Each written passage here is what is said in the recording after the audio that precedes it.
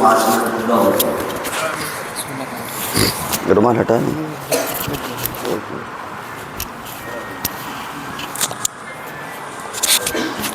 تو کون سا مضمون ایسا لیں جو 5 سے 7 منٹ میں پورا ہو جائے؟ مفتی عثمان صاحب نے کہا ایک بات آپ کہہ دیجئے، شاید ہم ہی سے وہ کہلوار ہیں، بات ان کو کہنا چاہیے. اور اخیر میں مفتی اسد الدین صاحب نے اس بات کی طرف اشارہ بھی کیا. آج کل اچھا پڑھنے کا رواج کم ہو رہا ہے. ایک طرف بڑھ بھی رہا ہے، ساؤتھ وغیرہ میں تو بڑھ رہا ہے، اور ماشاءاللہ امام حرم کے طرز پر بھٹکل وغیرہ ہے، کرناٹک وغیرہ، بمبئی، مہاراشٹر، ادھر رجحان بہت بڑھ رہا ہے کہ لوگ امام حرم کے طرز پر پڑھتے ہیں. ہمارے یہاں ابھی اتنا شوق نہیں ہے، اور پڑھنے کے اعتبار سے کافی کمی آ رہی ہے. آج بھی الحمدللہ جو مدرسوں میں حفظ کرایا جاتا ہے ان میں جو مکاتب چلتے ہیں یا جو پرائیویٹ جو اساتذہ پڑھاتے ہیں، آپ کے کانپور میں بھی بہت سے لوگ پرائیویٹ اپنی اپنی مسجدوں میں پڑھاتے ہیں اور عرصے سے پڑھا رہے ہیں، درجنوں کیا سینکڑوں ان کے شاگرد حفاظ ہیں. لیکن بغیر کسی لاگ اور لپیٹ کے تجربے کی جو بات ہے وہ یہی ہے کہ آج بھی جو مدرسے میں جتنا اچھا یاد ہو جاتا ہے اور جتنی اچھی پڑھائی ہوتی ہے اس کی کوئی ابھی مثال نہیں ہے. بہت سے لوگ کچھ چیزیں جدت پیدا کرنے کی کوشش کرتے ہیں، لیکن ہمارے سمجھ میں وہ آج تک وہ جدت نہیں آئی. مثال کے طور پر بہت سے جگہوں پر اب لوگ یاد کراتے ہیں اور عوام کے سامنے ایک بچے کو کھڑا کر دیا کہ قرآن میں حروف کتنے ہیں اور زبر کتنے ہیں اور زیر کتنے ہیں اور رکوع کتنے ہیں، اور اس صفحے میں کیا ہے، اس صفحے میں الٹے والے میں کیا ہے، اور الٹی آیت کیا ہے، پیچھے رکوع کیا ہے.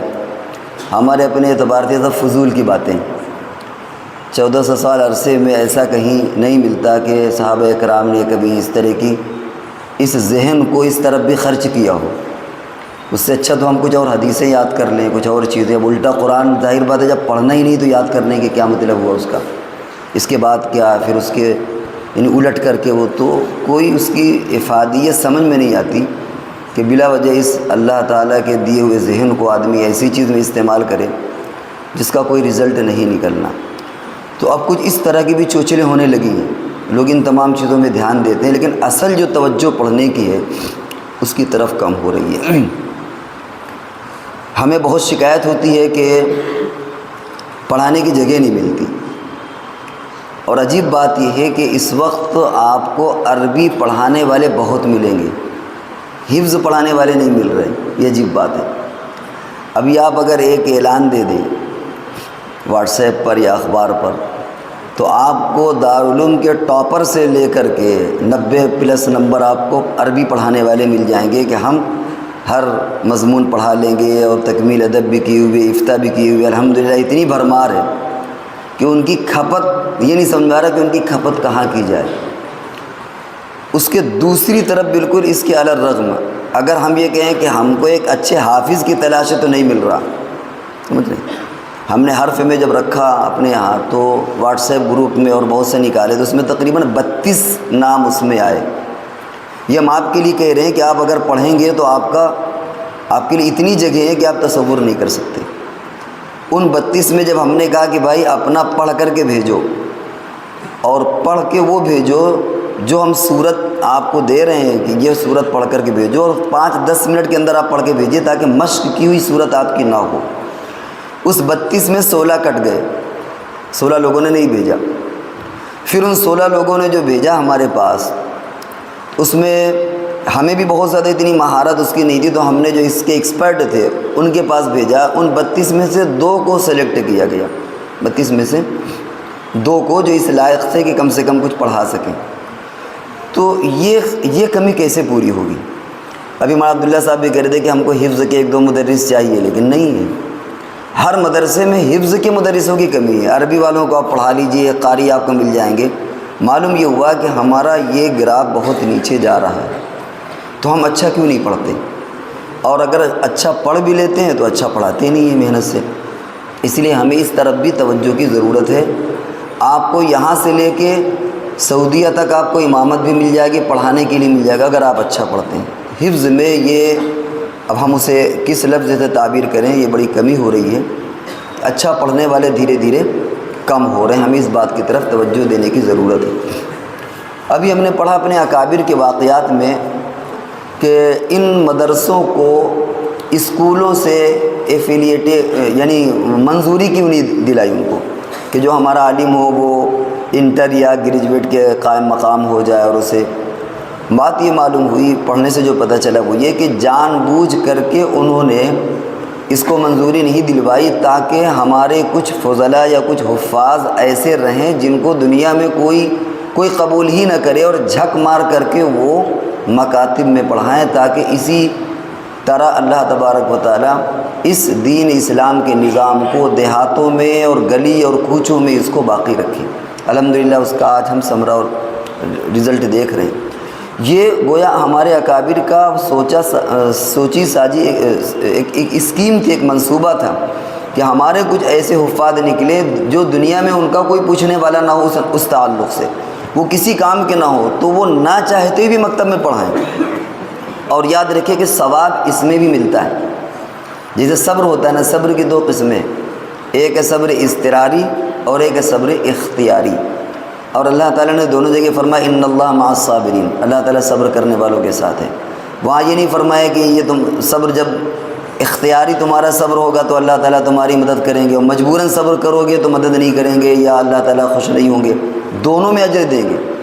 ہاں یہ ایک بات ہے کہ اجر میں مرتبہ اور اجر کا ثواب جو الگ الگ ہو جائے۔ یوسف علیہ السلام کے آپ قصے میں دیکھیں تو اس میں اجر اختیار، صبر اختیار اور اضطراری کے دونوں قسمیں۔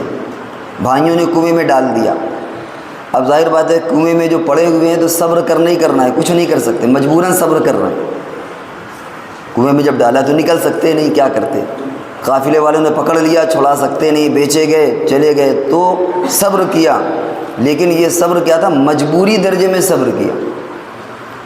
اور زلیخا نے جب ان کو بلایا رات میں، یعنی کمرہ بند کر کے بلایا غلط کام کرنے کے لیے، گناہ کا ارتکاب کرنے کے لیے، یوسف علیہ السلام وہاں سے بھاگے۔ یہ صبر اختیاری تھا، چاہتے تو گناہ کر لیتے کیونکہ کمرہ بند، کوئی دیکھنے والا موجود نہیں ہے اور سب کچھ گناہ کے اسباب بھی موجود ہیں، چاہتے تو وہاں پر گناہ کر لیتے، لیکن یوسف علیہ السلام بھاگے وہاں سے۔ یہ حضرت یوسف علیہ السلام کا صبر اختیاری تھا۔ اور مفسرین نے لکھا ہے کہ جو مصر کے بادشاہ بنے اسی صبر اختیاری کی وجہ سے بادشاہ بنے، وہ جو کنویں پڑے تھے اس کی وجہ سے نہیں بنے، بلکہ یہ جو گناہ سے بچے اختیار تھا اس کی وجہ سے یوسف علیہ السلام کو اللہ تبارک و تعالیٰ نے یہ رتبہ دیا۔ تو اگر ہم حافظ بن گئے، ہم مکتب میں پڑھا رہے ہیں، مدرسے میں، لیکن اپنے اختیار سے پڑھا رہے، چاہت سے پڑھا رہے، تو اس کا درجہ تو بہت بلند ہے، آپ تصور نہیں کر سکتے۔ لیکن اگر ہم مجبوراً بھی پڑھا رہے ہیں تو یہ فائدے سے خالی نہیں ہے۔ ہم کبھی یہ نہ سوچیں کہ یار ہم تو کسی اور مطلب کے ہے ہی نہیں، یار اب کیا عالم یہ پتہ نہیں ثواب دیں کہ نہ دیں، ہم تو مجبوراً لگے ہوئے ہیں۔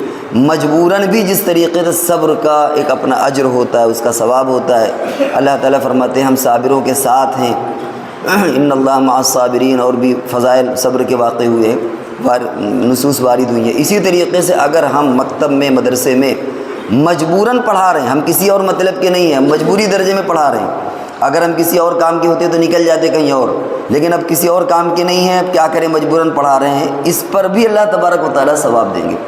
تو ہمیں صرف کہنا یہ ہے کہ اس وقت ہم اپنے خاص طور سے حفظ کے تعلق سے پڑھنے والے بنے، اچھا پڑھنے والے بنے۔ آپ بہتر پڑھنے والے بنے، ہم آپ کو ضمانت لیتے ہیں جتنے بیٹھے ہیں جگہ ہم آپ کو دلائیں گے۔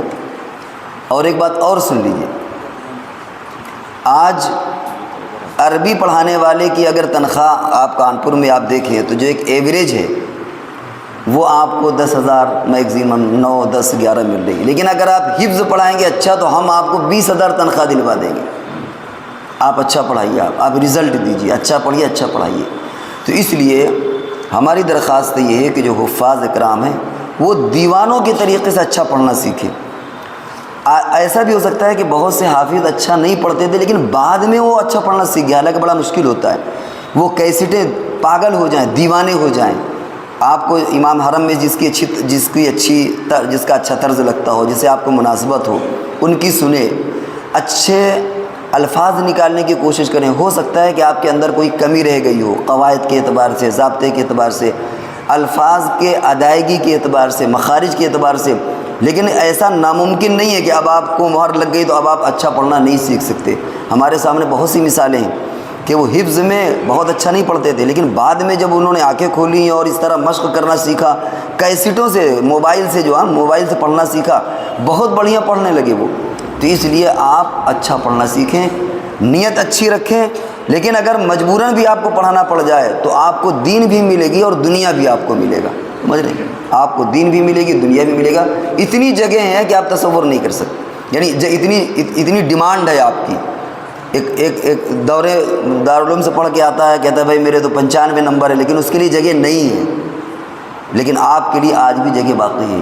اس لیے بہتر پڑھنا سیکھیں، پڑھانے والے بھی توجہ دیں اور پڑھنے والے بھی قرآن بہتر پڑھنا سیکھیں، اور اگر کہیں پر آپ پڑھا رہے ہو تو محنت سے پڑھائیں، مستقبل آپ کے ہاتھ میں۔ اللہ تبارک و تعالی ہم سب کو عمل کی توفیق عطا فرمائے۔